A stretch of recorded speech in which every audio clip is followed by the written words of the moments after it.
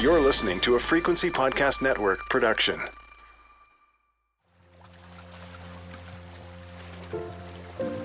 It's the dying days of summer 2023. I'm sitting on a dock on Sprout Lake, which incidentally has recently been named BC's best lake. The water is clear and warm. On this particular morning, I'm watching young wake surfers in brightly colored swimsuits do tricks and have fun out behind the boat. There's a crowd of moms and dads on the dock cheering on their kids. The moms wear dark sunglasses. They sip coffee and joke about having too much wine at the campsite last night. The atmosphere is upbeat, friendly, relaxed. One of the moms tells me she knew Amber Manthorne. They went to school together. They shared a birthday. Another mentions she's an Island Crime listener, and she's followed Michael Dunahey's story very closely. Now, sitting on the dock, the sunshine beaming down on my wide-brimmed hat, surrounded by laughter and the sparkling morning lake, I'm struck by a sort of cognitive dissonance once again. It's hard to believe that lovely Vancouver Island is home to so many dark stories. This is an update to seasons 1 through 5. I'm Laura Palmer, and this is Island Crime.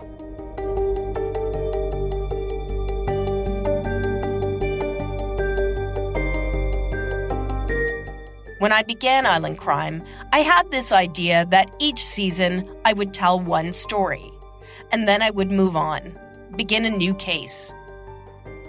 I found that hard. As long as the case remains open and unsolved, as long as there are questions to ask, threads to pull, I'm going to continue to keep chipping away. When there are significant developments in any of the stories, I'll update the seasons. In today's episode, I'm going to walk you through where I'm at with each one of these cases. Please know there are steps that I take that I can't yet talk about on the podcast. For example, if I think being public about something will hurt an investigation or cause harm to an individual, I'll keep my cards close. But where I can be transparent or where I need your help, I'll get into it here. My Frequency Network colleagues Stephanie Phillips and Jordan Heath Rawlings are here to help with the updates. Hi all. Hi, Laura. Hello, Laura. Why don't we start with Whiskey Creek? Laura, what's going on with that series? So I've been thinking a lot about the Whiskey Creek victims recently. The 3rd anniversary of the murders is on Halloween. So as I put up my 12-foot-high skeleton or hang ghosts from my trees, I'm thinking about the victims at Whiskey Creek. Tyler, Sean, Shanda, and of course, the survivor. After the series dropped, Tyler's mom received a final report from the Civilian Review and Complaints Commission of the RCMP regarding her concerns over how various officers dealt with both the missing person reports and the Whiskey Creek incident itself. The report is 10 pages long, and it addresses a number of areas. But in short, the commission did not support Tyler's mom's allegations that the officers involved in the missing persons reports and the safety and wellness checks did anything wrong. The commission found their actions reasonable and adequate. However, the commission did agree with Tyler's mother regarding her concern that officers failed to respond to a report of shots fired on November 1st, 2020. Jordan, why don't you share some of what they had to say? I can get into that for you. Here is part of what the report had to say about that. The RCMP themselves carried out the Code of Conduct investigations focused on the non-response to the report of shots fired. The allegation against each officer was identical. On or about November 1st, 2020, during the course of duties, the officers knowingly neglected to adequately investigate a criminal offense or other assigned occurrence without justification. It is therefore alleged that the officers failed to be diligent in the performance of their duties, contrary to the RCMP Code of Conduct. The following written reprimand was issued. With respect to the allegation, I find your actions fell well below the expectations and service standards the RCMP has set for itself. As a member of the RCMP, you are held to a higher standard and account. Our actions, or lack of actions, regarding investigations such as this one, can diminish trust and confidence in the RCMP's ability to effectively serve our communities. It is imperative that as a member of Canada's National Police Force, you now work to regain public trust by doing better in the otherwise valuable services you provide the community. I had lunch with Tyler's mom a couple of weeks ago, and she is still determined to push for answers and accountability. And while I suspect learning about that written reprimand is really cold comfort to her, it's rare for the public to get to hear about really any kind of consequence for a code of conduct investigation. And I'm still hearing from people about the Whiskey Creek series, which frankly is heartening because, as you know, I worried listeners might not have as much compassion for the victims due to the addictions and criminal backgrounds of some. This note came in from a listener named Aaron Donnelly. I'll read this one for you, Laura. I'm currently starting season 5.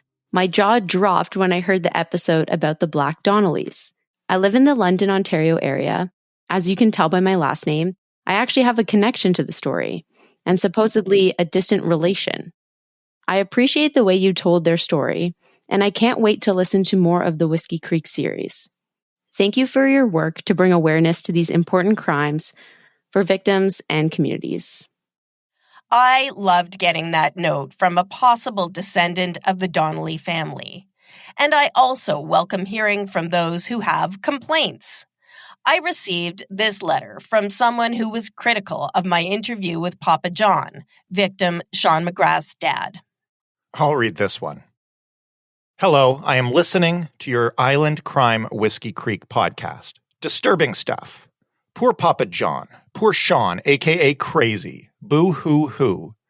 You have no idea who these people are. The whole thing goes way deeper than you know. You were conned by Papa J. So I've had similar reactions from listeners regarding interviews with guys like Willie Curry or Boxer Dave or Purelator Bob from season 1. And these are people whose criminal backgrounds I acknowledge in the podcast, but I listen to what they have to say. Because in trying to learn about crimes, it's helpful to be open to all perspectives. That doesn't mean that I, or you, the listener, need to agree with or believe everything that is said. But I think I'm more likely to learn something new if I keep an open mind and talk to everyone. And speaking of that, I gather you spoke with someone quite recently who had a new perspective on that day. That's right. I heard from a guy who was dirt biking out at Whiskey Creek the morning after the shootings. He told me that day he spotted a little black and white Chihuahua-type dog running loose nearby. I recalled that John McGrath had mentioned he had given Shanda and his daughter Tina little dogs like his own dog Diego, who I met that day out at the trailer. Little friend Diego? Diego, come. Diego. We know okay, 4 Diego. dogs were You look killed friendly. in the Whiskey Creek incident. Come here, little friend. But I now think it's possible there was another survivor of the Whiskey Creek shooting, a little black and white dog. There have also been a number of queries about the song By and By, which listeners can hear throughout the Whiskey Creek series. I personally love this song. Shoes are untied, time is a-ticking, and so is the tide. But I am not worried, things are what they are. Come rain or come shine or a shooting star. Tyler's mom told me her son loved traditional country music, and his friends spoke of how Tyler was just a really positive guy, despite his circumstances. So when I came across this tune, I thought it had a kind of bittersweet melancholy that just sounded right. It's by an artist named Henrik Nagy, who was really great when I reached out to him about featuring the song in Whiskey Creek. And I'd also like to take a moment to mention this note of nostalgia, really, for anyone who may have heard me raving about the Sasquatch fries at Bigfoot Burgers in Whiskey Creek. The owners posted this note online a few months back. There's no good way to announce this, so let's pull off the Band-Aid together. Bigfoot Burgers is closing. They went on to say that Whiskey Creek has just seen one major loss after another. And with the main highway through Whiskey Creek closed on and off due to a forest fire, Bigfoot Burgers is now another casualty of this long, hot summer of 2023.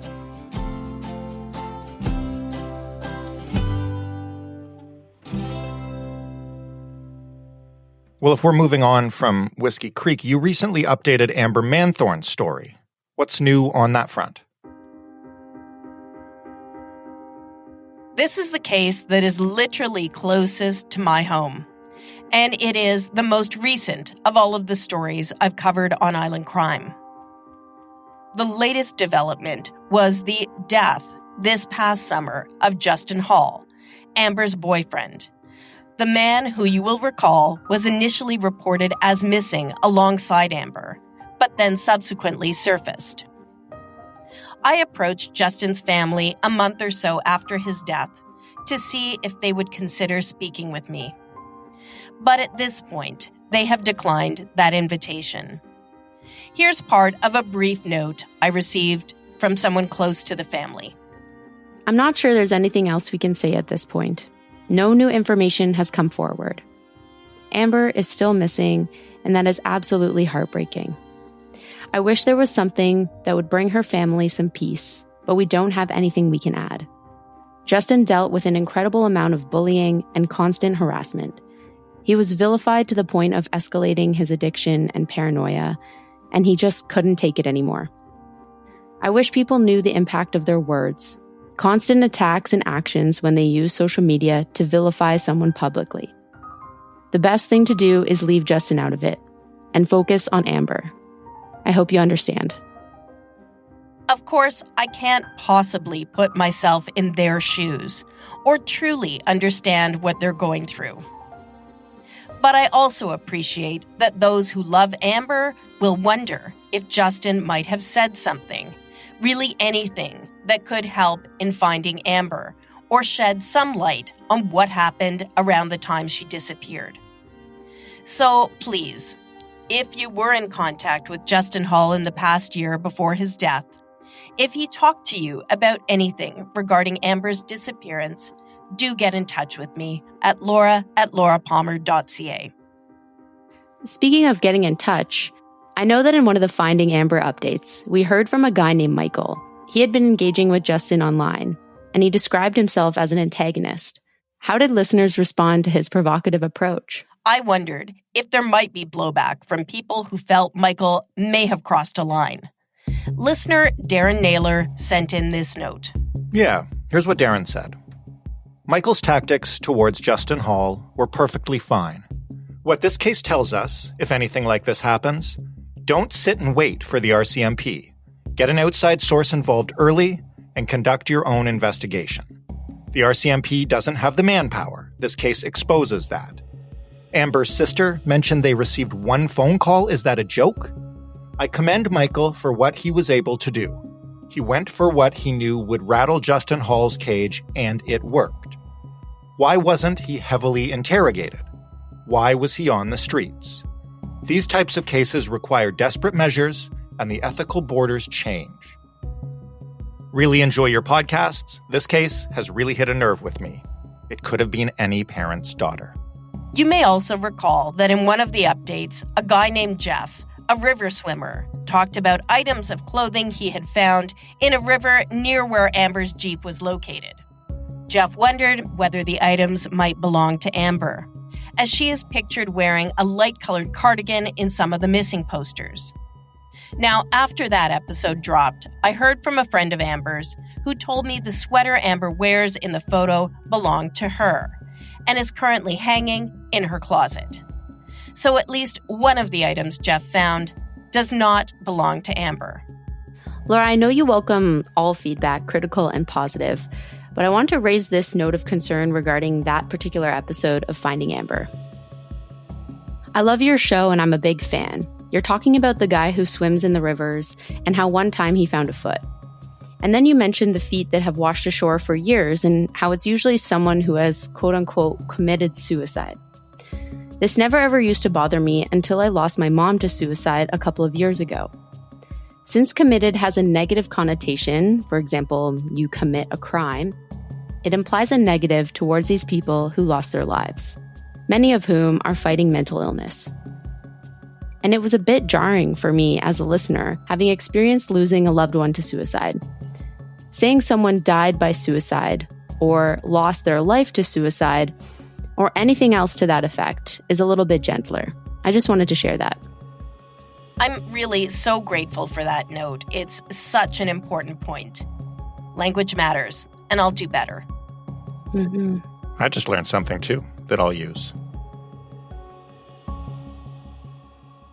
So Season 3 of Missing Michael had a huge response when it was released. This is obviously a very famous case. Is there anything new on the Michael Dunahee story? This past summer, Michael's family hosted the 30th annual Michael Dunahee Tournament of Hope with 24 ball teams over the weekend.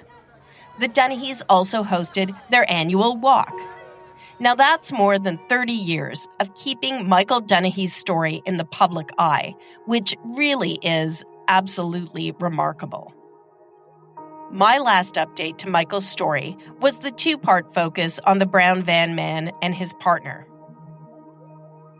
The Victoria Police now have a new lead on Michael's file, but to date, they have not agreed to an interview. So I can't say whether or not the brown van man is getting a fresh look. I did speak to the brown van man's partner once again, briefly on the phone, just to see if following her spouse's death, she might have had a change of heart about speaking with me. I got a short, curt no. Moving on now to the Gone Boys season. The Gone Boys season also has many unanswered questions.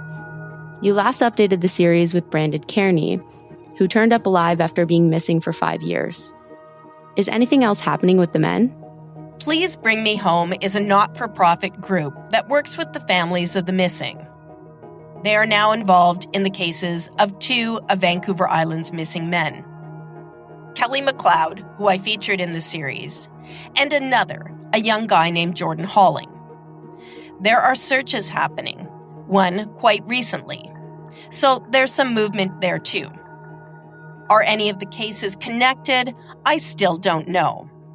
But I'd say perhaps the most important thing to emerge from that season is a greater awareness of the specific stories which had been underreported, and opening up the conversation about the number of missing men here on the island. For example, the series prompted a guy to call me a few months ago. He wanted to tell me about a scary situation which he experienced while out walking along the highway near Campbell River. This guy felt he'd narrowly escaped a possible abduction attempt, and his story was really quite disturbing. We agreed to meet. I drove across the island, but he never showed. Now, I believe his account, and I still hope to bring you his story at some point. And on a related note, you may recall that in the Gone Boys series, I referenced the case of a Comox Valley young guy named E.B. He had gone missing and then surfaced a few days later in the summer of 2018. I'd heard rumors, so I connected with people close to the man, and they confirmed that this young guy has said he was abducted. In a phone call to the local detachment, police also confirmed to me that there was an allegation of an abduction, but they would not talk to me on the record. So in October 2020, I filed a Freedom of Information request. In April 2023, I got a response. Police released really a very limited amount of information.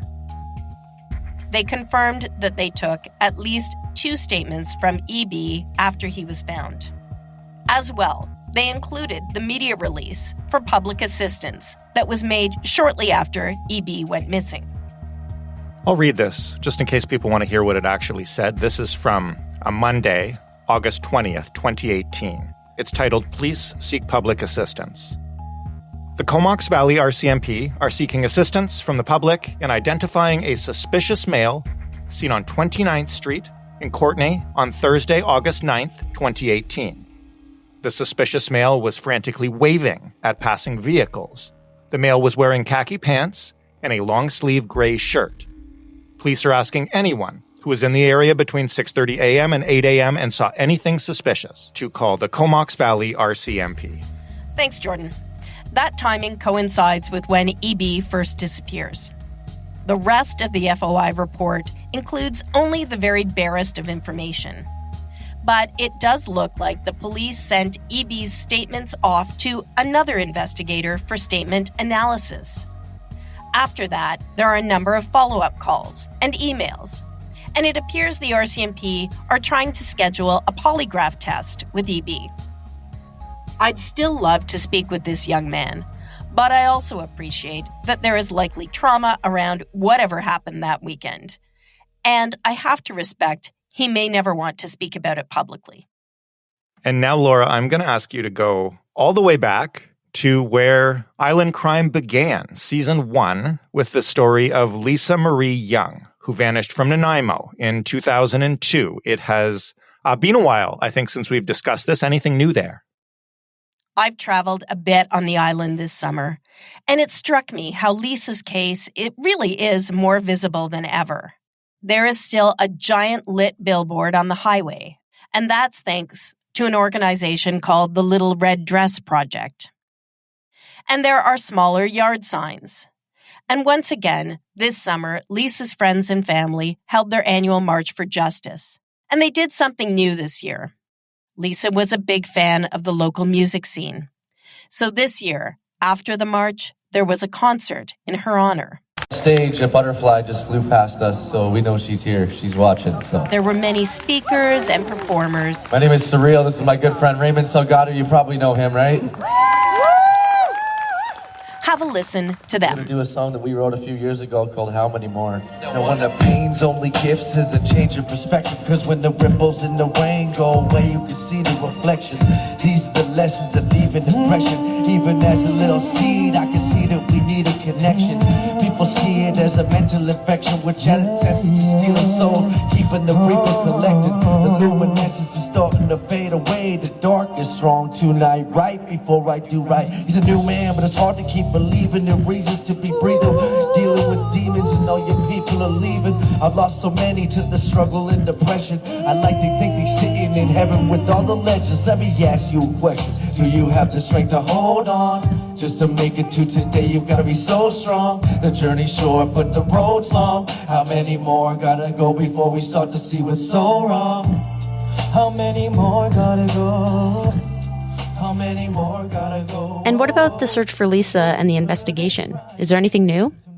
In recent episodes of Lisa's story, you heard from a man who was with Lisa the night she vanished, and from a guy whose name is often discussed as a person of interest in her case. Those interviews sparked more leads. For example, I interviewed a man named Willie Curry. He said he knew of a home where Christopher Adair had allegedly stopped with Lisa on the evening she vanished. I've now spoken with someone who was at that residence that night, and I hope to tell you more in future episodes. I'm also involved in ongoing searches for Lisa. We're currently looking in the woods behind a property once owned by someone connected with Lisa's case. As well, I've been working with Lisa's father, Don, to assist him in setting up a registered disability savings fund for his son, Robbie. That's Lisa's little brother. Even at 21, Lisa had big plans of helping her brother, who has a developmental disability. And she wanted to help her parents support him in the years ahead.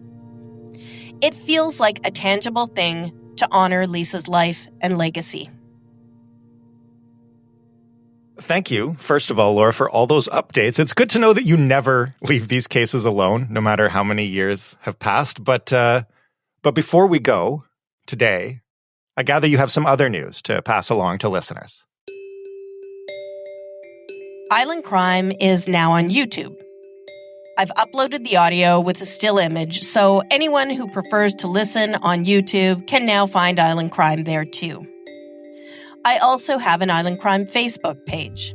I was admittedly late to the party on that front, but I have put out a call there recently to those with expertise in policing or forensics.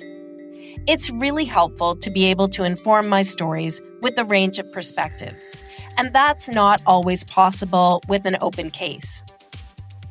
So a big thank you to the folks who have already responded to that request. I'm really grateful to everyone who stopped by the page to offer feedback and encouragement. If you haven't already checked it out, it's a good way to stay plugged into Island Crime between seasons. Okay, last thing I promise. We talked recently about season 6, which I know you're already working on. Is there anything you want to share with listeners now? What I'll say at this point is that I'm deep into research on another Vancouver Island unsolved murder, a cold case from the 1990s. I'm working towards having the new series ready to roll out early in 2024. And man, we can't wait to hear it, Laura. Thanks for all your work. Keep it up. Stay safe out there. Yeah, thanks, Laura. In the meantime, please do take a moment to rate and review Island Crime. I'm Laura Palmer, and this is Island Crime.